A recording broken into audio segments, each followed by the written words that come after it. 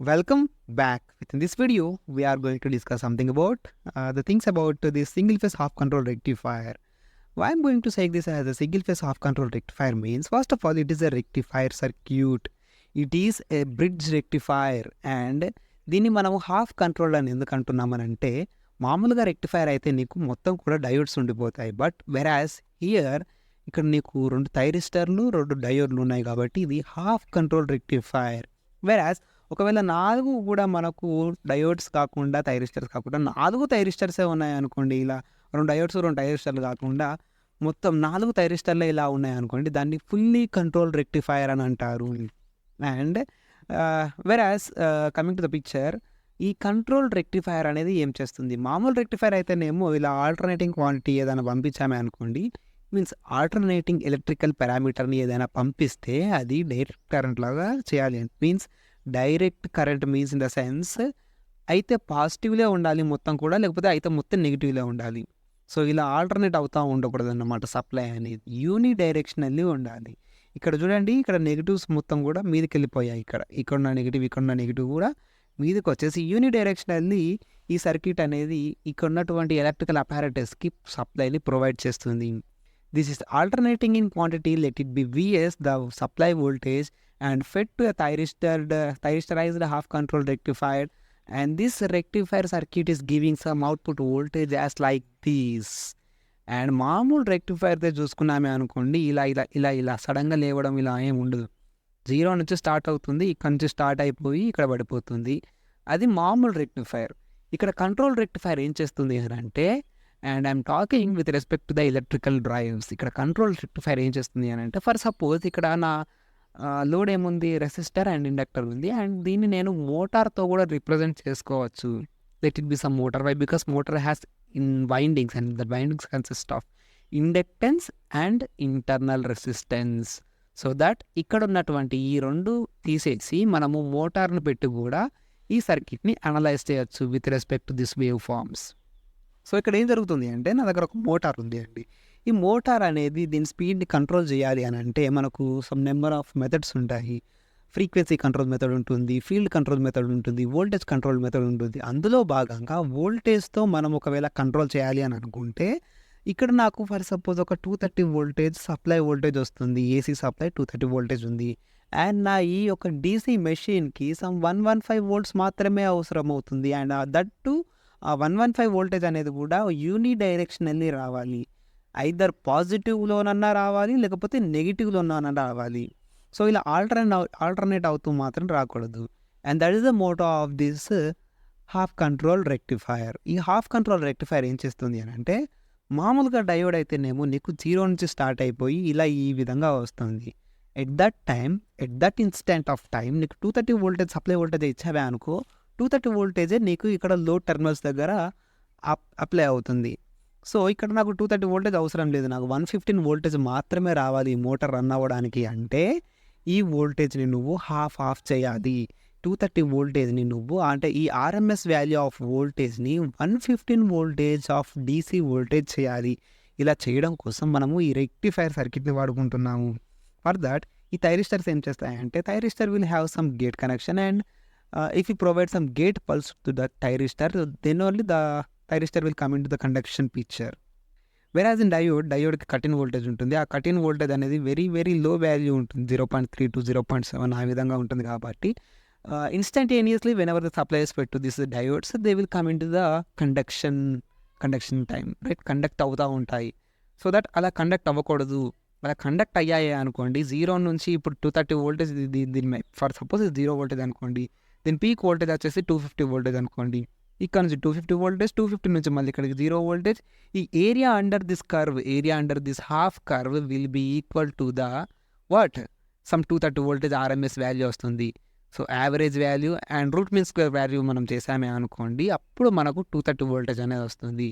So ఇలా 230 voltage వస్తుంది కాబట్టి దీన్ని నేను హాఫ్ చేశానే అనుకోండి, నాకు 115 వోల్టేజే ఇక్కడ లోడ్ దగ్గర అపియర్ అవుతుంది.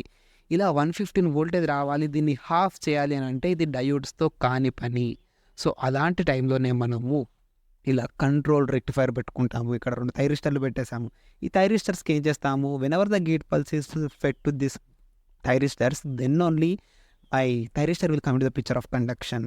కాబట్టి ఈ థైరిస్టర్కి నేను ఫర్ సపోజ్ ఇక్కడ నుంచి నాకు 0 to 180 degrees, here to hear it is 360 degrees అని నేను అనుకుంటే, ఈ 180 degrees ఆఫ్ కండక్షన్ పీరియడ్లో నేను నా ఈ థైరిస్టర్ని సమ్ 30 degrees డీలే యాంగిల్ తర్వాత నేను కండక్ట్ చేయమని చెప్తాను దానికి.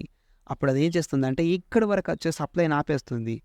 ఇక్కడ నుంచి ఇక్కడ వరకు రేజ్ అయ్యే సప్లైని ఆపేసి నీకు ఇక్కడ నుంచి సప్లైని ప్రొవైడ్ చేయడం జరుగుతుంది అన్నమాట. ఈ across the terminals of this motor or else what ever the load it is, either it is inductive, capacitive, resistive, what ever the load it is, A load ఉన్నప్పటికి కూడా నా డీలే యాంగిల్ ప్రకారం అక్కడికి వెళ్ళిపోతుంది. ఇక్కడ నేను ఒక సినారియో మాట్లాడుతున్నాను ఏంటంటే, ఇక్కడ 230 వోల్టేజ్ ఆఫ్ సోర్స్ వోల్టేజ్ ఇస్తున్నాను అండ్ ఇక్కడ నాకు 115 వోల్టేజ్ మాత్రమే కావాలి. ఇట్ మీన్స్ ఇక్కడ నుంచి ఇక్కడ వరకు చేస్తే నాకు ఆర్ఎంఎస్ వాల్యూ అనేది 230 వోల్టేజ్ అని నేను అంటున్నాను. ఇక్కడ నాకు పీక్ వాల్యూ అంటున్నాను 250 volts సంథింగ్, 260 volts ఏదో ఒకటి. ఇది 0 voltage. Area under this curve is equals to my RMS value, route mean square value, average value చేసి మళ్ళీ రూట్ మీన్ స్క్వేర్ వాల్యూ చేస్తే 230 వోల్టేజ్ వస్తుంది అని అన్నాను. అంటే ఏరియా అండర్ దిస్ కర్వ్. అప్పుడు నేను ఏం చేయాలి అని అంటే దీన్ని సగం కనుక చేశానే అనుకోండి, ఈ 230 వోల్టేజ్ అనేది 115 volts అవుతుంది కదా. అలా చేయడం కోసం ఇక్కడ 2 థైరిస్టర్లు పెట్టాము. ఆ థైరిస్టర్లు ఏం చేస్తాయి అంటే నేను డీలే యాంగిల్ని హాఫ్ ఆఫ్ దిస్ పీరియడ్ పెట్టుకుంటాను. ఇక్కడ 0 to 180 degrees ఉంది కదా, 0 కాడ కాకుండా నేను 90 degrees దగ్గర దాన్ని ఆపరేట్ చేస్తాను. 90 degrees దగ్గర నేను ఆపరేట్ చేసినప్పుడు నాకు ఎలా అవుతుంది ఆ వేవ్ ఫామ్ అనేది, ఇక్కడ నుంచి స్టార్ట్ అయ్యి ఇలా వస్తుంది. ఇక్కడ కూడా మళ్ళీ 90 degrees డీలోతో ఇక్కడ నుంచి ఇక్కడికి స్టార్ట్ అయ్యి ఇలా వస్తుంది. మళ్ళీ 90 degrees ఇలా.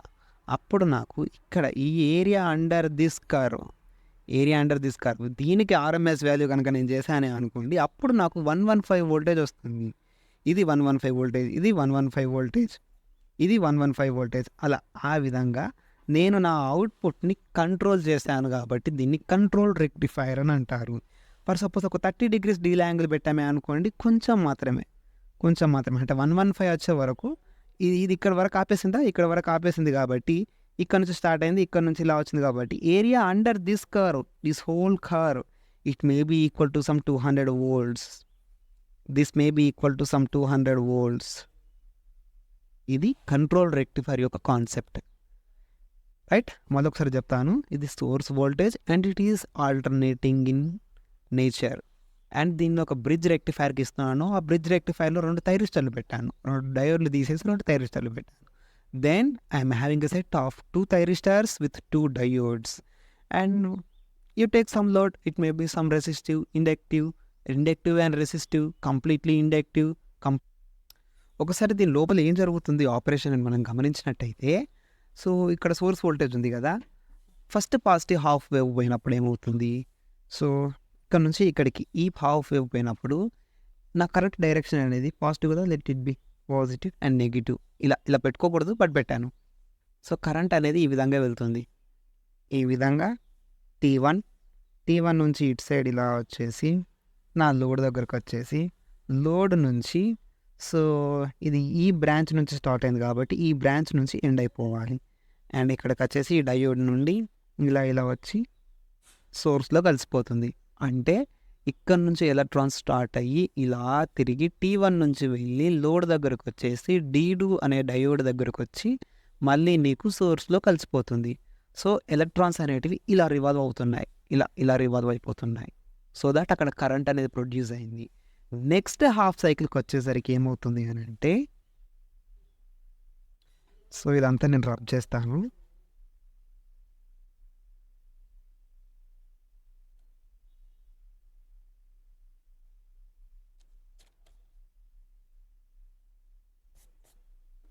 డన్. సో పాజిటివ్ వేవ్ వెళ్ళినప్పుడు ఇలా అయిపోయింది, రైట్? నెక్స్ట్ నెగిటివ్ వేవ్ వచ్చే టైంకి, అంటే ఈ వేవ్ వచ్చే టైంకి, negative wave in the sense the direction of voltage is going to be applied in reverse direction. ఈ సోర్స్ అనేది నీకు ఇంతకుముందు ఇటు సైడ్ నుండి ఒక పుషింగ్ ఫోర్స్ని పంపించింది. నెక్స్ట్ ఏం చేస్తుంది, ఈ నెగిటివ్ వేవ్ వచ్చేటప్పుడు ఇటు సైడ్ నుండి ఆ పుషింగ్ ఫోర్స్ని voltage in the sense it is just like a pushing voltage to an electron to make some current produce అవ్వాలంటే ఎలక్ట్రాన్ మూవ్ అవ్వాలి. అలా మూవ్ అవ్వడానికి హెల్ప్ చేసే ఫోర్సే వోల్టేజ్ అంటే again it is a different terminology. It will be the potential difference between 2 points అని అది అంటాము. ఇప్పుడు మనం వోల్టేజ్ ఇలా అనుకోండి. సో, ఆ టిపికల్ టర్మినాలజీ తర్వాత సంగతి. మనకి ఇక్కడ ఆపరేషన్ ఏం జరుగుతుందనేది కావాలి. సో, నీకిప్పుడు ఈ పొటెన్షియల్ అనేది, ఆ పొటెన్షియల్ ఫోర్స్ అనేది ఇలా వెళ్తుంది. మీన్స్ సోర్స్ వోల్టేజ్ నుండి ఇలా వచ్చి T2 థైరిస్టర్ నుండి మళ్ళీ ఇక్కడికొచ్చేసి లోడ్ మీడ నుంచి ఇటు నుంచి ఇలా వచ్చి సో, ఈ D2 అనే బ్రాంచ్ దగ్గరికి D2 డయోడ్ దగ్గరికొచ్చి ఈ బ్రాంచ్ నుండి మళ్ళీ సోర్స్‌కి వెళ్ళిపోతుంది. ఇలా తిరిగి ఇలా వెళ్ళిపోతుంది. ఎక్కడి నుంచి వచ్చిందో అక్కడికెళ్ళిపోతుంది. సో, పాజిటివ్ వేవ్ వచ్చినప్పుడు అండ్ నెగెటివ్ వేవ్ వచ్చినప్పుడు మనం గమనించవలసినటువంటి విషయం ఏంటి అనంటే, లోడ్‌కు మాత్రం అది ఒకటే డైరెక్షన్‌లో వెళ్తుంది. ఇటు నుంచే వెళ్తుంది. T1 నుంచి వచ్చినప్పుడు పాజిటివ్ వేవ్ వచ్చినప్పుడు కూడా ఇలా వచ్చి ఇలా. అంటే నా లోడ్ ఈ రెసిస్టర్‌కి ఫస్ట్ సప్లై వోల్టేజ్ వస్తుంది. తర్వాత ఇండక్టర్‌కొస్తుంది. అంటే ఇక్కడున్న సర్క్యూట్ ప్రకారం. నెగెటివ్ వోల్టేజ్ పోయినప్పుడు అంటే నెగెటివ్ సప్లై పోయినప్పుడు కూడా ఈ నెగెటివ్ హాఫ్ వేవ్ పోయినప్పుడు కూడా ఇలా వచ్చి T2 నుంచి ఇలానే వెళ్ళిపోయింది. అంటే అది రెక్టిఫికేషన్ జరిగింది. ఈ నెగెటివ్ వేవ్స్ కూడా మీదకొచ్చేసాయి. అంటే direction of voltage applied across this load is in positive direction only. It is not in negative direction. కంప్లీట్‌గా నీకు ఈ పాజిటివ్ వేవ్, ఈ నెగెటివ్ వేవ్ రెండిటిని కూడా ఎలా డిజైన్ చేశామంటే ఈ రెక్టిఫైయర్‌ని ఖచ్చితంగా ఒకటే డైరెక్షన్ నుండి నీకు ఆ వోల్టేజ్ యొక్క ఆ ఫోర్స్ అనేది రావాలి నీ అపారటస్‌కి, ఇక్కడ ఉన్నటువంటి ఎలక్ట్రికల్ ఎక్విప్‌మెంట్‌కి అనేలా డిజైన్ చేశాము. దీన్ని రెక్టిఫైయర్ అని అంటాము. And control rectifier in the sense ఇక్కడ సమ్ డీలే యాంగిల్ పెట్టుకున్నాం అంతే. ఇక్కడ డీలే యాంగిల్ పెట్టుకొని 230 వోల్టేజే కాకుండా నాకు వేరియబుల్ వోల్టేజ్ కావాలి లోడ్ దగ్గర అనుకున్నప్పుడు కంట్రోల్ రెక్టిఫైయర్ యూజ్ చేసుకుంటాము. At that instant of time ఒక డీలే యాంగిల్ పెట్టేసావా, డీలే యాంగిల్‌కి తగ్గట్టు నీకు ఇది బిహేవ్ చేస్తూ ఉంటుంది. And this is all about single phase half control rectifier. And one more thing is that మనకు కొంచెం సర్క్యూట్స్‌లలో కూడా ఇలా కొంచెం డౌట్స్ వస్తూ ఉంటాయి. ఇక్కడ నెగెటివ్ స్పైక్స్ ఏ టైంలో వస్తాయి? ఇది హాఫ్ కంట్రోల్‌లో వస్తుందా? ఫుల్లీ కంట్రోల్‌లో వస్తుందా? ఫ్రీ వీలింగ్ డయోడ్ పెట్టినప్పుడు వస్తుందా?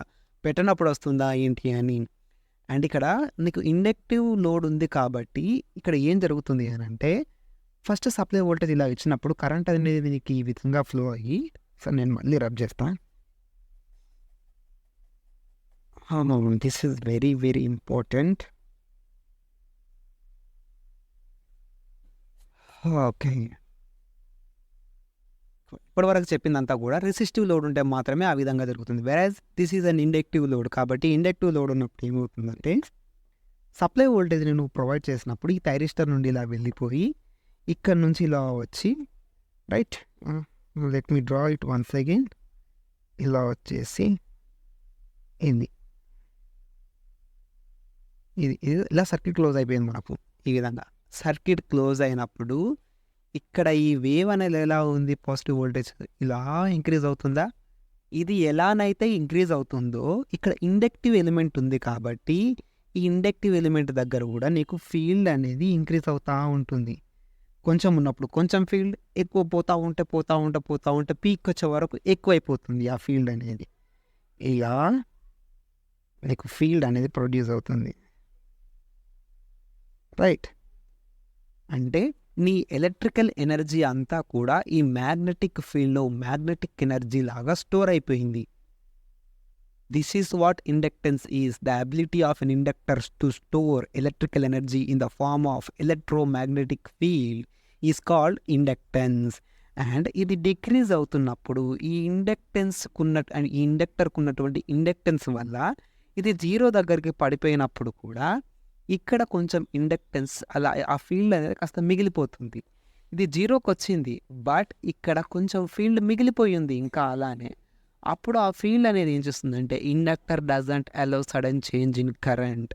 నేను వెంటనే దీని కరెంట్ డైరెక్షన్ని చేంజ్ చేస్తాను అని అంటే అది అలౌ చేయదు. అండ్ ఈ ఇండక్టర్ పెట్టడం వల్ల నీకు ఏమవుతుంది అంటే ఇక్కడ వోల్టేజ్ అనేది ఈ విధంగా ఉన్నప్పుడు కరెంటు వేవ్ ఫామ్ అనేది నీకు ల్యాగ్ అవుతూ ఉంటుంది కాసేపటి తర్వాత. ఎందుకంటే ఈ ఇండక్టర్ ఛార్జ్ అయ్యి ఇదంతా కానీ కొంచెం ల్యాగ్ అవుతుంది అన్నమాట. అలా ల్యాగ్ అవ్వడం వల్ల నీకు కరెంట్ తర్వాత స్టార్ట్ అవుతుంది, కాసేపటి తర్వాత స్టార్ట్ అవుతుంది ఇలా. సో దట్ నీకు ఇక్కడ వోల్టేజ్ అనేది జీరో అయినప్పటికీ కూడా కాస్త కరెంట్ అనేది ఉండిపోతుంది. ఇండక్టర్కి నువ్వు ఈ వోల్టేజ్ ఇచ్చినప్పుడు దాని కరెంట్ అనేది దీన్ని కాస్త ఇలా ప్రొలాంగ్ చేద్దాము, కిందికి అందాము. లేకపోతే మలిపేస్తే కదా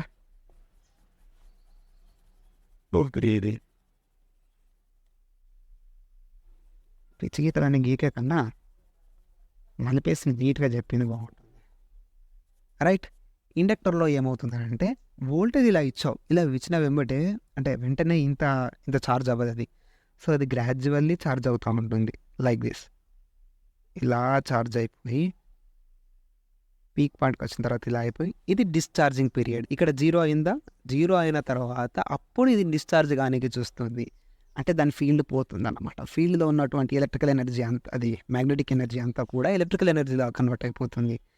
అప్పుడు నీకు డిశ్చార్జింగ్ ఇలా జరుగుతుంది. ఈ డిశ్చార్జింగ్ జరిగేది ఎలా జరుగుతుంది హాఫ్ కంట్రోల్ రెక్టిఫైర్లో, స్పెసిఫికల్లీ ఇన్ హాఫ్ కంట్రోల్ రెక్టిఫైర్లో ఏ విధంగా జరుగుతుంది అని అంటే, ఏ డైరెక్షన్లో అయితే నీకు ఇలా ఎలక్ట్రాన్స్ ఇలా వచ్చాయో, ఇలా T1 నుంచి D2కి ఇలా వెళ్ళిపోతున్నాయో, సో ఇండక్టర్ డిశ్చార్జ్ అయ్యే టైంలో ఏమవుతుంది, it may be discharges from this to here.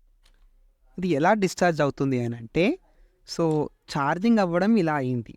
ఇలా అయిన తర్వాత డిశ్చార్జింగ్ అనేది నీకు 2 అవకాశాలు ఉన్నాయి ఇక్కడ.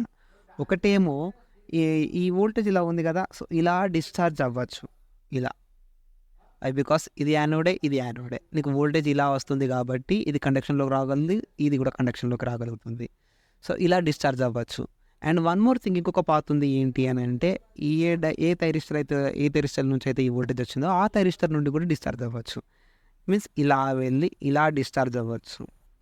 ఇందులో అది ఏ పాత్ని సెలెక్ట్ చేసుకుంటుంది అంటే, ఈ T2 అనే థైరిస్టర్ని ఆన్ చేస్తే ఇక్కడనే డిశ్చార్జ్ అయిపోతుంది.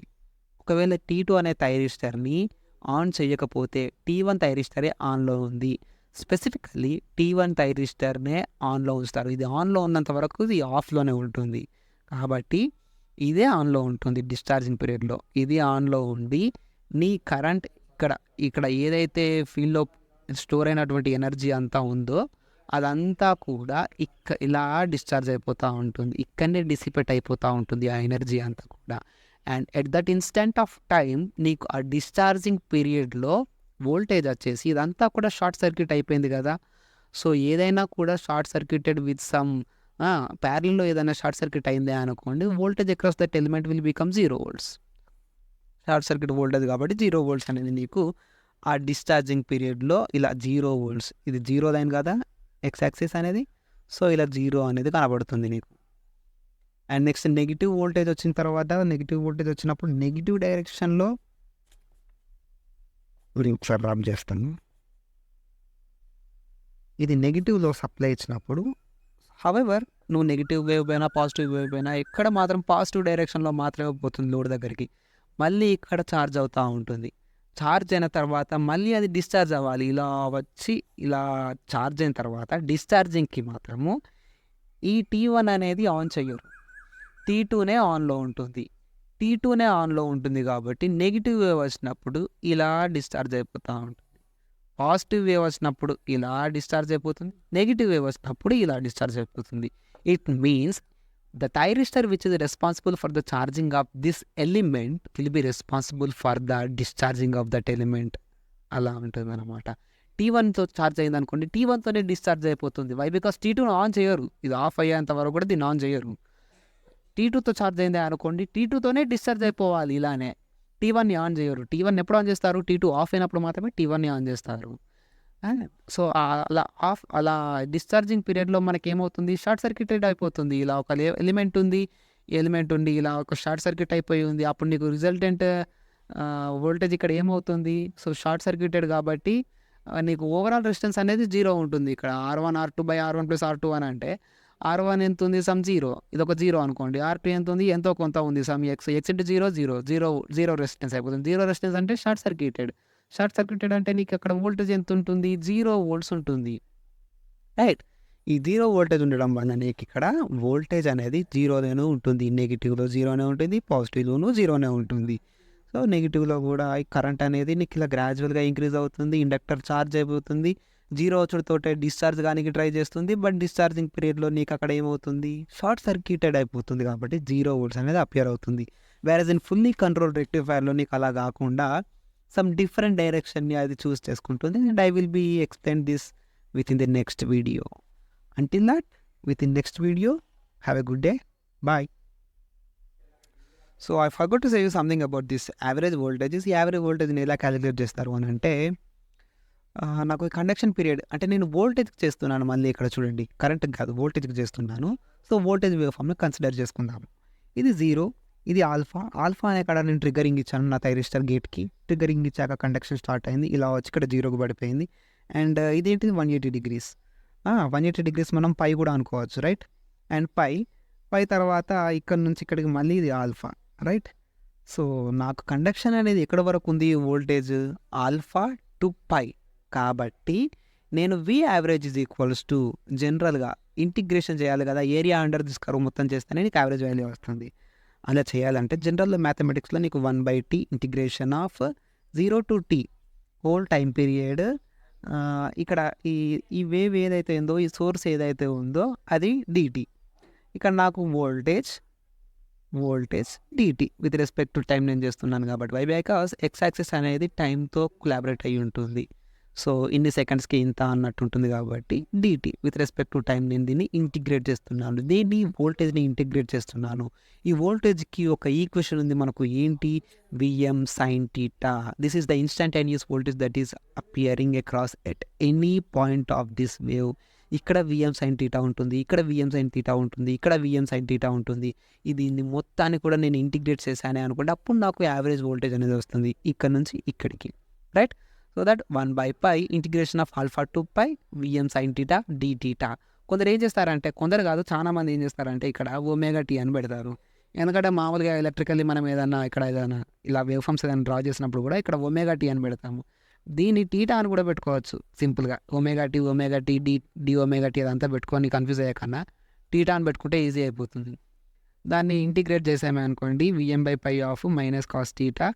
ఆ లిమిట్స్ అప్లై చేస్తే alpha to pi, upper limit minus lower limit, minus of minus cos theta plus cos alpha తర్వాత Vm/π of 1 plus cos alpha అనేది లాస్ట్కి వచ్చే average voltage formula. So this is also very important in problem solving time. That's it. That is all about this video. Thank you for watching this video till the end. If you like this video, if you like this video is more informative, if you think it is more informative, so don't forget to give a like. Thank you all. See you in next video.